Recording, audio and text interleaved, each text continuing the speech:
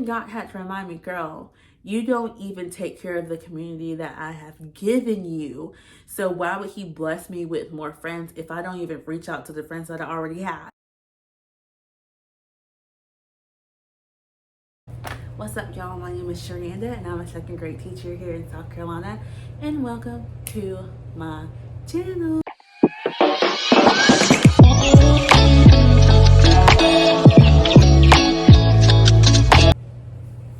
Alright, so like I just said, I'm a second grade teacher here in South Carolina, and lately, of course, during the school year, I've been doing lots of teaching vlogs, teaching content, all things of being a teacher. So definitely go check out those other videos if you're new here. But if you're an oldie but a goodie, hello again. And so in today's video, like I mentioned in the last video, I'm going to be sharing with you my thoughts and reflections on this year, what I think about this year, what I have planned for this summer, and my hopes for next school year. So just a little bit about me. This next school year, I'll be going into my 5th year teaching. My first 2 years were in 3rd grade, and these last 2 years have been in 2nd grade. And then this upcoming year, I will be staying in 2nd grade. And I graduated with my degree in early childhood education and also elementary education. So I'm able to teach K all the way through 6th grade, besides science, because I've taken the practice on science a couple times, and y'all, I still have not passed. I don't plan on it because science is just not my favorite. We're gonna leave that there. So I have my notes here of everything I wanted to share, so that way I don't forget anything. So I'm gonna break this up into 3 parts. So the things that, as I'm reflecting, the things that I really liked or enjoyed about this year, the things that I didn't really care for and wish were differently, and then what I am hoping to change or do better for next school year. And then the last thing, the 4th thing, I'm going to be sharing with you some of my thoughts on what I'm doing this summer and how I'm spending my summer break. So I'm going to add timestamps to the bottom if you want to skip past some of the stuff, because maybe you can relate. If so, at the bottom, let me know like your thoughts, if you agree, disagree, if you experience something similar. So let's go ahead and hop right into it. So starting off with things that I really enjoy, I'm going to try and keep this short. So I'm going to try to do 3, 3, and 3, and 3. 3 of everything around. We're going to estimate here. So one of the things that I really did like about this year was my relationship with my students. So I think that is one of the things that is my strongest suit in teaching, is building relationships. It is a very jokey relationship, but I feel like I do have a really good rapport with all of my kids, and not just my kids, but I also seem to attract kids from other classes and in other grades. So I feel like that's pretty good. Like, I know a lot of the kids that I know from other grades I've never taught. I just know their friends. I've seen them in the hallway, just lots of things. So I feel like one of the things that I really do think I am strong at when it comes to teaching is building relationships with those students, and showing them that we can learn and have fun as long as we know which hat to put on at which time. And leading into that, we had lots and lots of fun. Despite this year being very challenging and very different, and as we try to get back to a normal, I can honestly say, outside of the hard things, it was a really fun year. Like, there was never a day that went by where I was not laughing at some of my kids, or they were not trying to make me laugh and me trying to make them laugh. I have tons of stories of the craziest things my kids have said. And my kids this year, like most years though, they're very mature, they're very outspoken, and sometimes they're outspoken just because that's part of their personality. Other times they're outspoken, it's just because my personality kind of brings that out of them. Like this year, I had a couple of kids who were really quiet at the beginning of the year. 1 or 2 where I was just a little concerned that they were too quiet. But y'all, by the end of the school year, they were talking so much. Sometimes I had to tell them to stop talking, because they went from being very shy and quiet to being just very outspoken and friendly and just all the things. So We had lots and lots of fun. And one thing for me is I love to laugh. I love to make other people laugh. And with me and my kids, we were able to do that. We have our own inside jokes. With some kids, I was able to be very sarcastic and they would get it. Of course, I wouldn't do that with all the students because not all the students are on that level yet. But that was where I had to really know my students in order to know how I could joke with them and which students I couldn't go like too far with because they were kind of sensitive. So we had lots of fun. And then my last two things are my kids did learn a lot. A lot of them grew so much in math and in reading. It really blows my mind and how much they have learned. And of course, it wasn't all me. It was just them getting older and more mature in their mind, the help from intervention teachers, but just basic things that I've noticed that kids struggle with throughout the year. They just gained so much confidence in those areas of math and reading especially. And then my very last thing that I really loved was my relationship with their parents. Of course, we have some outliers. For the most part, all of my parents were amazing. We had a really great relationship. They came to me about anything they had a question about. And even when there was like miscommunication between either me or either the parent, we were able to just talk it out without being rude or disrespectful to one another, because I've had that this year. But yeah, because they knew me and because I knew them and I kept in contact and tried to keep them informed, we had a really great relationship. And even now, they still text me over the summer. They've been texting me, asking me how they can help their child for next year and things like that. So those were the things that I think just went really, really well, or the things that were highlights for me. Now, moving on to the things that I wish could have gotten better or differently. So some of these are me and some of these are, I think, school. So the first thing is I love to make money. We love money over here. I'm single. I don't have kids. So my schedule is pretty wide open. I don't have to check in with anyone when it comes to making my schedule or doing things that I want to do. So through word of mouth, I've gotten lots of kids parents who want me to tutor them. None of these kids I've taught, but it's just through word of mouth. Like I said, they want me to tutor them, and I'm always pushing people into my schedule, trying to make it work, trying to make a dollar. And so this year I was crazy busy, trying to tutor, just because I had made the commitment to do so. I had to work all day, and then on Mondays, Tuesdays, Wednesdays, and Thursdays, I was tutoring every single day after school. And on Mondays and Wednesdays, that time was Mondays, Wednesdays, and Thursdays. That time was like back to back. So I would have 2 tutoring sessions that day with 2 different groups of kids. And so it was really stressful, because then by the time I would get home around 5:30, sometimes even 6, I was tired. I didn't want to review my lessons for tomorrow. I didn't want to do anything.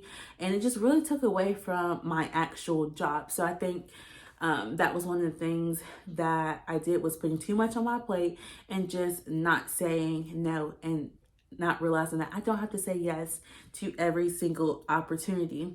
The second thing is I was not that good with organizing or organization. That's actually been a struggle of mine for the past couple of years. If you see my room now, it's not organized at all. I know where everything is, but it's not organized. And so sometimes I would lose papers and have to reprint them, and that would take away from the printing money that I would get. And sometimes I wouldn't put things in the right place. I would just lay it wherever and just forget where I had put it. And then when I would need it, I would know where it was. And then, of course, later on, after needing it, I would find it. Making sure I keep up and keep track of important documents and things. So that way, if someone asks for something, I know where it is. I want to make sure all my supplies and things are more organized this year, that my closet is organized with all of our resources that we use within our classroom throughout the year. And so, yeah, organization was definitely a big thing that was not the best this year. Things were starting off organized, and then eventually it just kind of, throughout the year, things were just all over the place. And so the last thing that I want to say I didn't really prefer was dual modality. I guess that's what you would call it, where I was doing in-person teaching and online teaching at the same time. That was my first time ever doing that because last year I was completely virtual. And so this year, with kids having the quarantine, but we didn't want them to miss school. Whenever they had to quarantine, they had to be online with me. And then I had to also remember that there were kids in our room that were not quarantined. And I had to really manage how to teach both because there were many times where I would forget the kids online just because it's not what I'm used to. And then all of a sudden remember, hey, you got kids online that you need to worry about. And it also added more work because then everything that we were doing in class had to somehow be available to the kids online to access in some kind of way, whether I gave them the scanned worksheet and put it on like Seesaw or something, or just gave them something completely different that was hopefully already made. And so for me, you were either going to do this or that. I didn't really prefer the hybrid situation. And it seemed like because they would always give us the date that the student was supposed to come back. And so then I'd be counting down the days. And then when the students was supposed to return, I'd be like, yes, all the kids are back. And then maybe a day or two later, or maybe even on the same day, I would get emails saying, hey, this kid is quarantined. And then I had to start all over again. Luckily, there's only 5 days in the week, but still it was really stressful and hard. And I'm hoping that this upcoming school year, it won't be as bad, which we're going to keep our fingers crossed. Third section is what I plan on doing for the next school year. And this goes back into my reflections of what went well and what did not go well. And I've kind of compiled them all together into what I am going to be focusing on for the upcoming school year. So my first thing is going to be giving myself grace. So, a lot of the times I get very frustrated when things do not happen the way I want them to, or I make a mistake, or I just don't do something right. But then I have to realize that every year for me has really, really been different. So my first year was normal. COVID was not around. My second year, the year got interrupted when COVID first started. And then my third year, not only did I go down a grade level, not only did I go to second grade, move to second grade, I also volunteered to be virtual. So I changed the way I had to teach, the mode in which I was teaching, as well as the grade level. And then this past school year, I was back in person and doing second grade. So this next school year, if everything goes as planned,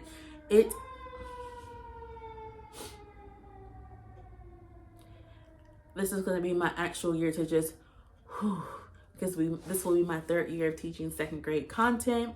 And so I'm going to be more comfortable and also have ideas in my head of what I want to do.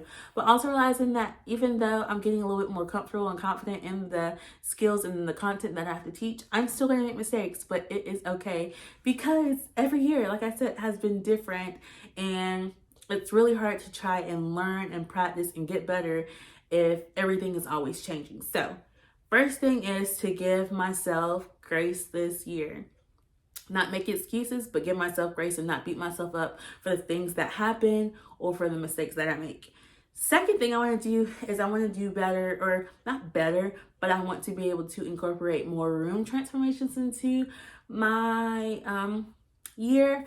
We did a couple, which went great. And I'm not talking about room transformations that have everything just all decked out, but just little things to get the kids excited about what we are learning and to also review the skills and content that we are reviewing. I think it is a great way to do that. And the kids get really excited about anything different that is happening in the classroom. There are lots of free resources. And my school has actually purchased several different kits of room transformation stuff that we can use. And my school is great in which a lot of the teachers there don't mind sharing their resources or like their anything that they buy for their room transformations to give to us. So for instance, one grade level may be doing circus themed stuff. So they might buy circus themed props. And if they have those things, I know they would be more than willing to give it to me if I ever want to do something similar. So room transformations are definitely on the list. And then also, small group is going to be another big thing, because when I was student teaching, my CT, my cooperating teacher, did not do small group. So I just had no knowledge of that going into actually my first year of teaching. My second year teaching, I did not do small groups. We were in third grade, so they really weren't pushing it. And then when I got into second grade, I think that's where they really hone into it. I mean, they do now in all grades, but and so it's been really hard to go from in second grade. My first year of second grade, I was online, so it's really hard to try and figure out how to do small groups online. I mean, I kind of did it, but obviously it wasn't perfect because that was just my first year of being in second grade and doing virtual.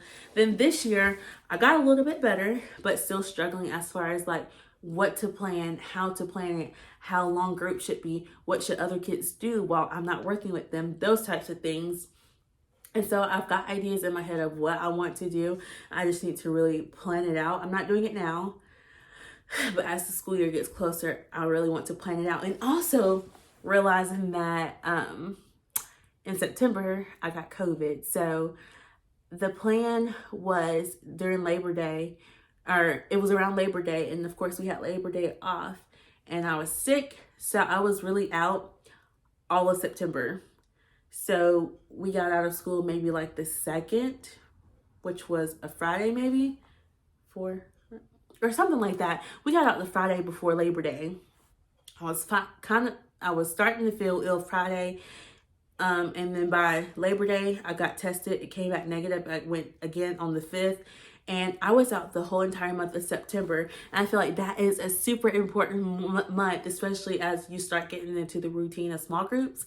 So this year, that is going to definitely be my focus, because God willing, I'm going to be healthy and have good strength to be able to do that. I also want to do is not bringing work home. So being that I'm going to cut back on the tutoring, I'm going to say no to things that I don't have to do. I'm going to make sure that the work that I do is only at school. When I get home, I am home. I am not working. So that way I can make sure I can separate school from home, because anytime I'm here, I'm always doing work, always looking at things and doing things for my class, but realizing that I'm going to give myself a certain amount of time at the end of the day, every day, to get my work done. And I'm going to have to maximize that time and figure out what works for me, so that way I'm not bringing work home. And then I think I do pretty well with contacting parents, but making sure I really get into talking to parents about what their kids are doing well.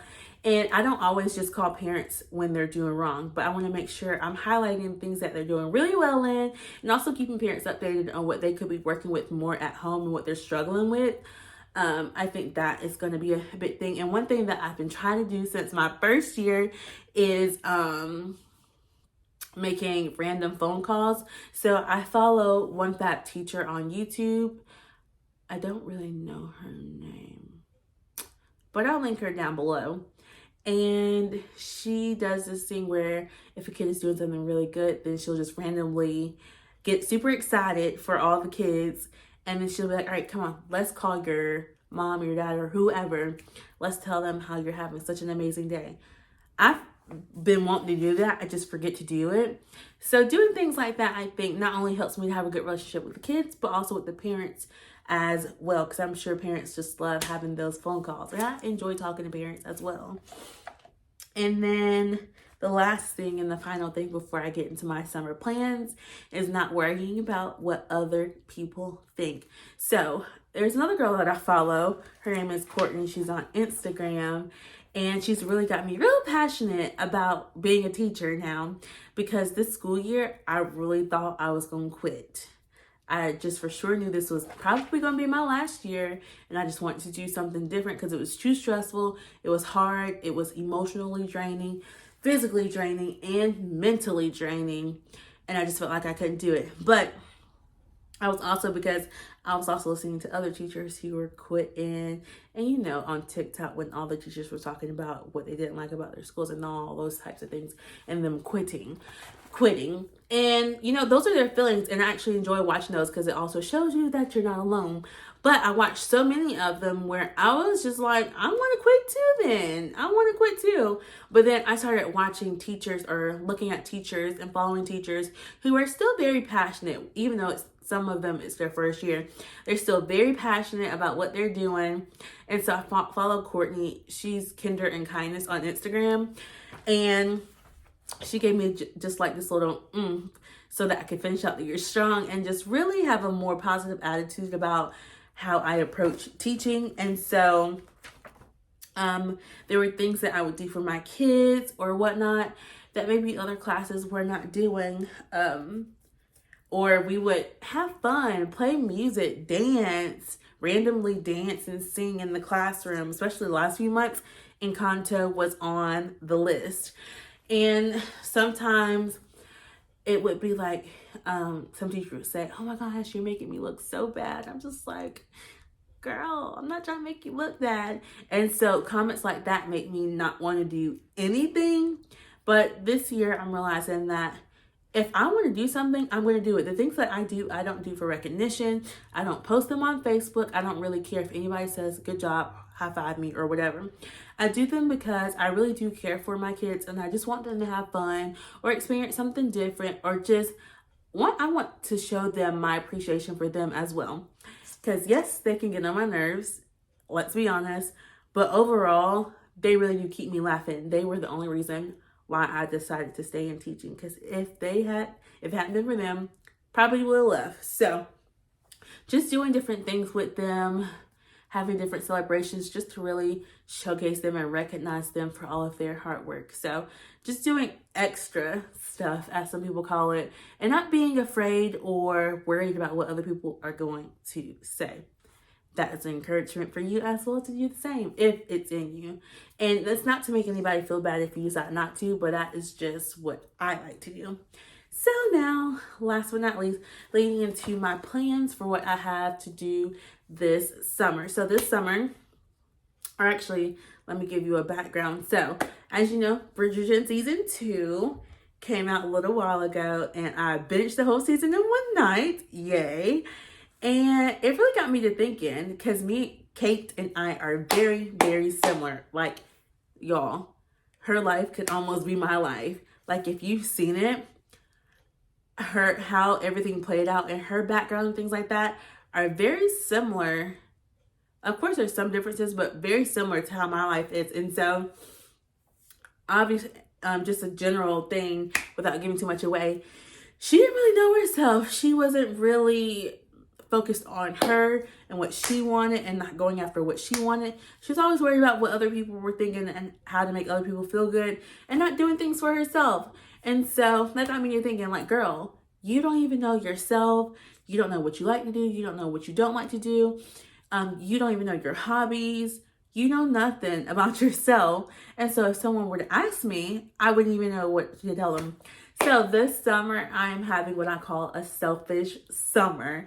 And I guess it's not really selfish because when I work on myself, it helps me to be better for other people. But I'm going to call it a selfish summer. And this is where I'm doing all the things that just focus on me and what I want to do and not worry about how I can do things for, well, let me not put it like that. And not worried about how to fit my schedule for other people or just putting so much emphasis on other people and not taking time for myself. So I have my list. I have split up my selfish summer theme into 6 different categories, and I'll post them here as I talk about them. And if you want to join, then do it. So 6 different categories. It is being, and I'll explain them in a second because it kind of doesn't make sense, but it makes sense to me. Self, social, mental, physical, financial, and spiritual. Those are the 6 things that I'm focusing on.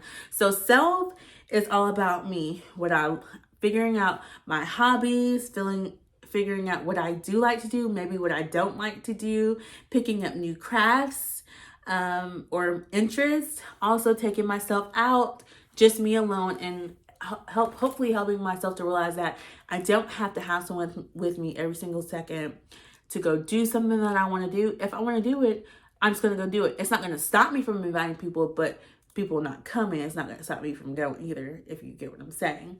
So taking myself out on solo dates, solo dinner nights, and things like that, solo adventures that I want to do. So that could look like taking myself out to dinner one night, just myself, going out to a movie by myself, doing the things that you would normally want to do with someone else, just doing them by myself.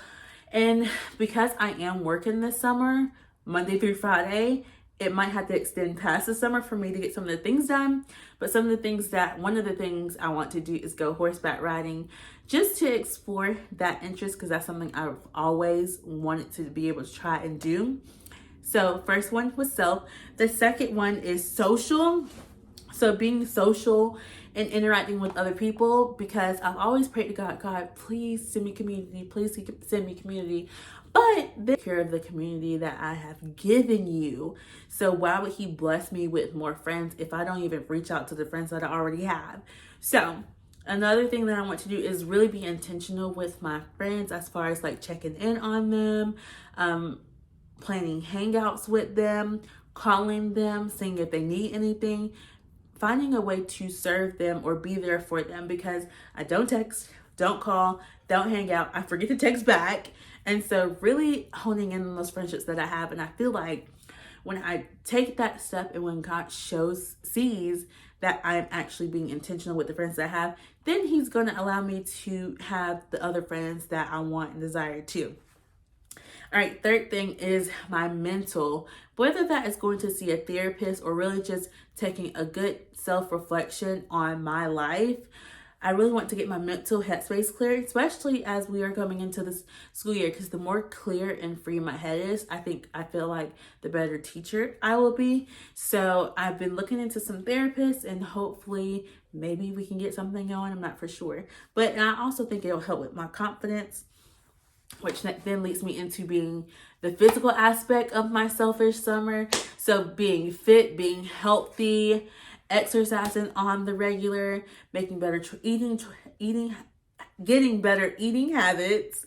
So whether that's cutting out certain foods or drinks, maybe not working out every day, but building myself up to a certain amount of times a week, finding out what exercises I enjoy, because the thing is, I don't mind exercising, but I just get so bored. So really finding out, what do I like? So that is going to be all things physical. And the goal is hopefully to eventually lose weight. But ultimately, it is just to live a healthier lifestyle. Because when I live a healthier lifestyle, once again, it goes back to helping me be a better teacher and a better person as well. And then financial. During COVID, I was really good with saving. This year and last year, I've just fallen off the wagon, y'all. And so throughout the summer, and of course, this is why I say it might extend past the summer, really saving money, even if it's just $20 a week, $20 every 2 weeks, something, just to get into the habit and in the mind space of saving my money, and not realizing that even though it's in my bank account, doesn't mean it has to be spent. And so saving money, and also paying off some of my debt, because like I said, I like to spend money. I live at home. I don't have a lot of bills.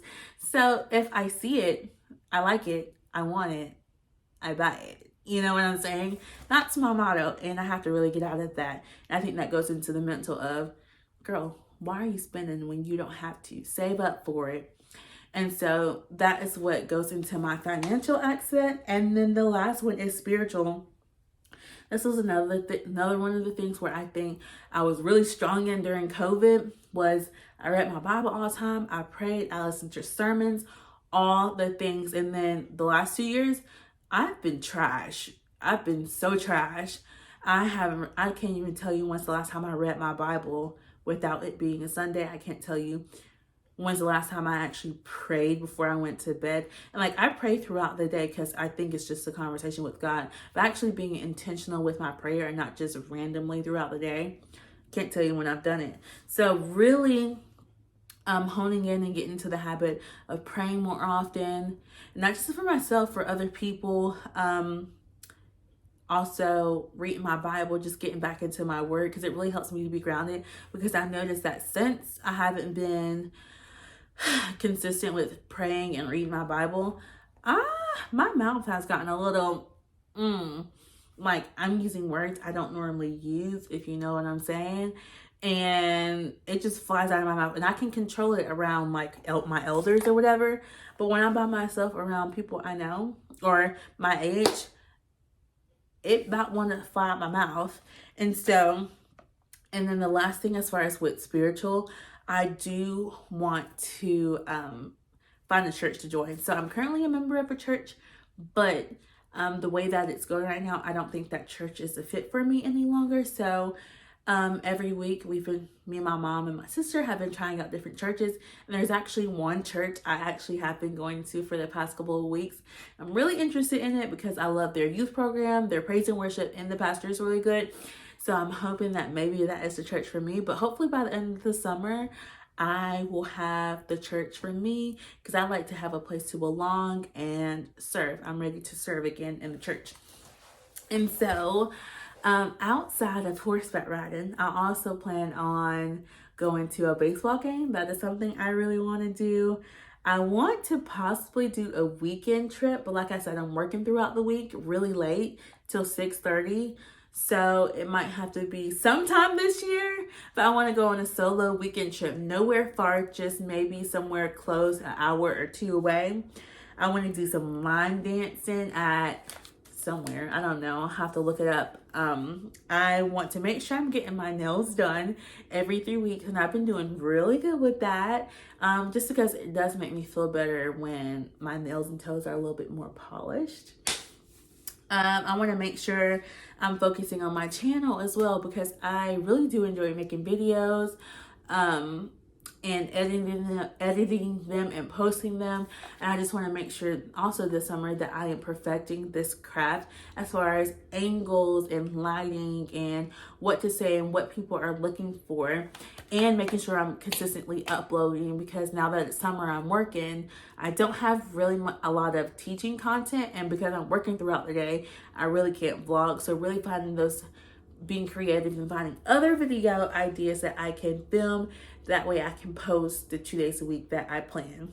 And then the last thing, like I said earlier, solo dates, movie dinner dates, and I do have one coming up. I've already planned it in my head. So on July 1st, my birthday, a new movie is coming out called I wrote it down, Mr. Malcolm's List. And it's very similar to like a Bridgerton type, the Bridgerton show. And so my plan is on my birthday, on my birthday, that weekend I went to a concert, but probably that next weekend, I am going to take myself out to dinner, and I want to take myself out to see that movie, because I'm actually really excited for it to come out. And so, yes, those are all of my plans for the summer. That is also what I liked and didn't like about this year. And down below, let me know, what are some things that you feel like went really well or not so good for you this year. And also, if you have any tips or strategies that I could use, because I'm always wanting to learn on how to be a better teacher and a better person as well, let me know down below. As always, thank you so much for watching, and I look forward to seeing you in my next video. Peace.